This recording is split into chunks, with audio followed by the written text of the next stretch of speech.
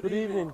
Welcome to the Gordon Rigg Garden Home and Leisure Priestley Shield, Jack Hampshire and the Priestley Cup semi-final draws. Today we are at Hunslet Nelson Cricket Club, who are the 2024 winners of the Jack Hampshire Cup. Myself and Mr. Alan Birkinshaw, the CEO of the league, and Anthony Ryder will be involved in the draw with Tech Wizard Steve Bullen behind the scenes. So, just to recap on some of the results from yesterday, we'll start with the Shield.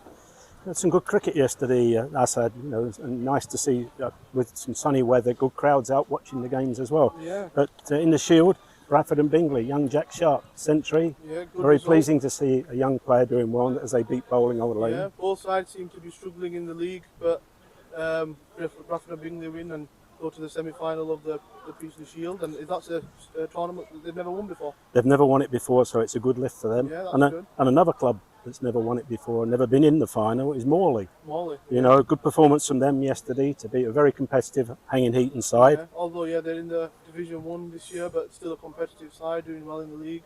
Well, yes, and of course, for Morley, the skipper Michael Darby's having a wonderful season. Having good season with the bat. He's in the runs in the league as well. Well, he followed up his performance in the league. He had a century yesterday and took 3 wickets, so he was a very key figure in their victory yesterday. There's some late runs there from a veteran, Michael Horner, for Hanging Heaton. I'm sure he enjoyed himself too.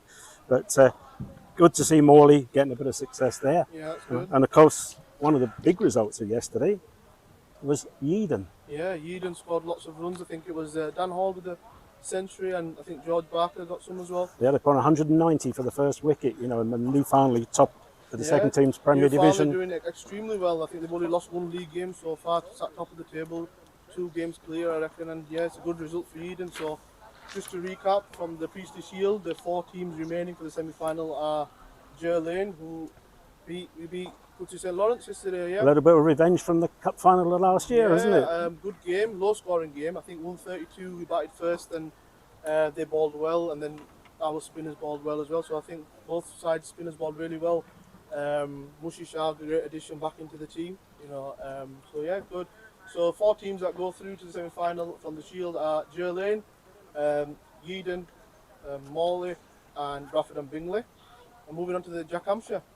Well, again, some more interesting cricket there. Here at Hunslet Nelson, the holders got through with a win against Wakefield St Michael's. Yeah. I think it was fairly plain sailing after a bit of an early assault from Ubaid Zia, the opening batsman from Wakefield St Michael's. But then I think Nelson will be happy to be through. Hoping to retain the Jack Hampshire. It'd be very nice for them if they could. Absolutely, yeah. I think one of the video highlights I saw was Lightcliff. They beat Buttershaw St Paul's. Yeah, and it looked like a hard victory, but our good friend Mohammed Jamal hitting a 6 to win it, I think, getting them over the line, so that was a good result for them. I think for Lightcliff as well, it was an important win because Alex Stead, the captain, was missing. Yeah, he won't play, and Andy Walker had taken 5 for 6 on Saturday before got injured after taking his 5th wicket and was unable to play yesterday, and they're 2 key performers who they're going to want back, and of course Lightcliff are going to be the hosts for this year's final. Yeah, so it'd be nice for them to get through. So. And the other one was Heckman, White and Carlinghow will be Odwalton. Yes, all Division 3 game there, and because Heckman, White and Carlinghow have got a bit of history with this competition. Beaten finalists in 2022 and 2023, and their predecessors, the Heckman White Club, actually won the CYCL League Cup, which was the pre-runner to the Jack Hampshire Cup back in the first year in 1982. Well, so. The last one, I think, Hanging Heaton beat Keighley. Yeah. And it was Captain Luke Patel and Overseas that were in the runs. Very much so there, a good win for Hanging Heaton. They're top of the table at the moment. And of course, this is the first time they've played in this competition. Yes, yeah, of course. They would have been in the Priestley Cup before previously, so they'll be looking. Yeah. So just to recap, with the 4 clubs in the Jack Hampshire are Hanging Heaton Cricket Club, Lightcliff, Heckman, White and Carlinghow, and obviously the holders, Hunslet and Nelson, and then the big one, the Priestley Cup. Well, what a day's cricket we had yesterday. Some tremendous performances there, wasn't there? I think we'll start off with Naveed Malik for Carlton scoring up 100, and also Akib Shah. I saw part of that game. Nice to see a lot of people watching, and I think you'll give credit to Morley, going for promotion from Division 1, posting a score of 294. But Carlton are playing some very good cricket at the moment. In the semi-finals for the first time I think they'll be very, very pleased Yeah, very with that win. so, yeah. And St Lawrence, Archie Scott's done that out. Definitely, Archie got early runs, 73, then took 5 wickets as the Methley Challenge sort of folded. They started very well. Taylor Cornell was going well, and also Alex Cree with some fireworks. But once those two were out, the innings folded. But I think so, and I think Spike, like I mentioned, for Chris Marsden, for his 3 wickets with the 2 spinners, did a good job there for St Lawrence. And of course, St Lawrence won the cup 5 times before.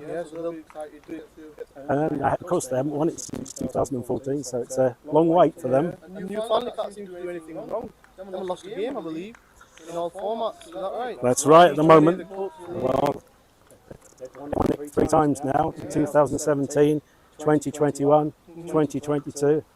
But top of the league, the only team they haven't beaten this year were Farsley, and that was an abandoned game. So going very well at the moment. Another semi-final for them, and I know they're probably keen. And my friend Adam's very keen for a home draw, so they're looking forward to it.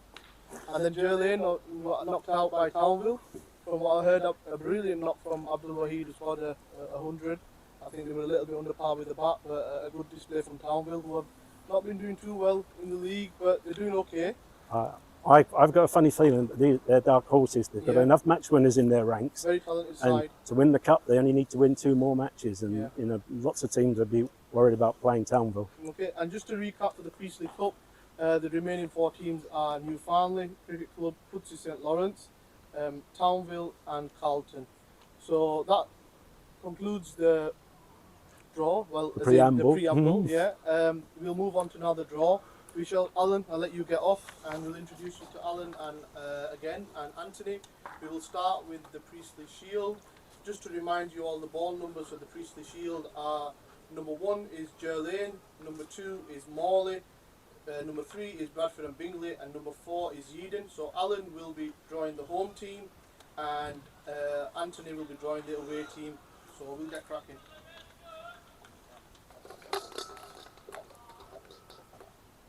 Number 2. So number 2 is a home tie for Morley Cricket Club, and they shall be welcoming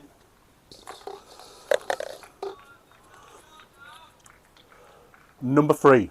They shall be welcoming Bradford and Bingley. So it's Morley Cricket Club versus Bradford and Bingley in the first tie of the semi-final of the Priestley Shield.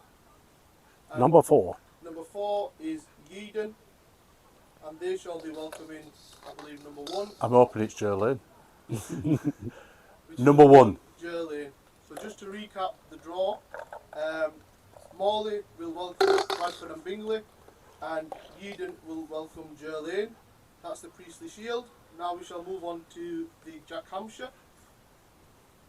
Alan will draw the home team again. Number 3. So number 3 is Lightcliff. So Lightcliff will get a home tie Number 4. against Heckman, Wyke and Carlinghouse. So that's Lightcliff to play Heckman, Wyke and Carlinghouse, and Number 1. number 1 is Hunslet Nelson with a home draw, and they should be playing Number 2. Hanging Heaton Cricket Club. So Hunslet Nelson will be taking on Hanging Heaton, and Lightcliff will be taking on Heckman, Wyke and Carlinghouse. So now the last one is the Priestley Cup. Alan will again draw the home team. Number 1. Number 1 is Pudsey St Lawrence. Number 3. Number 3 is Newfoundland. So Newfoundland will travel to Pudsey St Lawrence for the first round. Number 4. Number 4 is Townville will get a home draw. Number 2. Versus Carlton. So Townville will get the home draw versus Carlton. So just to summarise the 3 competition semi-final. Alan, if you want to make your way back here. Some exciting draws. So we start off with the Priestley Shield, and Morley have got a home draw versus Bradford and Bingley. So that'll be an exciting fixture. That'll be good because both those sides never reached the final before, so one of them's going to break their duck. So that's a good opportunity fixture, there. Number 4, Yeadon versus Lane. That's actually the repeat of the final 2 years ago. It was. And it was at Eden as well, wasn't it? It was at Eden. So that should be an interesting game. I think you remember that day very well. Very well, yes. Very well indeed. Jack Hampshire semi-final. It's number 3, which is Lightcliffe. We get a home draw versus Heckman White. That should be an interesting fixture. I think Lightcliffe will be happy to be I think Lightcliffe will be pleased to be at home, particularly as they've got the incentive. If they get through, the final is on their own ground. Absolutely, But Heckman White and Carlinghoe are no pushovers, and in this competition have a very good record. Yeah, in a 40-over game, it'll be very interesting. Hunslet Nelson, the holders, they welcome Hanging Eaton. I think that will be a good game of cricket. It will be a good game of cricket, you know, and Hanging Eaton going very well in the league. Yeah. And obviously they've got ambitions to do the double. I know that here at Hunslet Nelson, retain the trophy.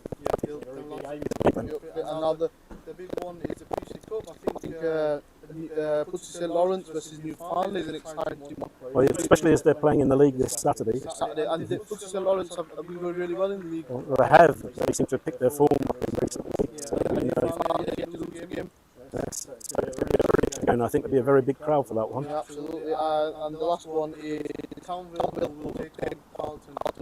Well, that's going to be a good game as well because of the type of cricket both teams play. They both play very daring cricket. They're attacking sides. And of course, James Glynn, captain of Carlton, is a former Townville player. He'd be wanting to do one over his old club. And Carlton, of course, never ever reached a final. So great opportunities. Exciting. We'd just like to take this opportunity to thank our long-term sponsors for all the league and the club competitions. Gordon Rigg Garden Home and Leisure, who have sponsored us consistently since 2020.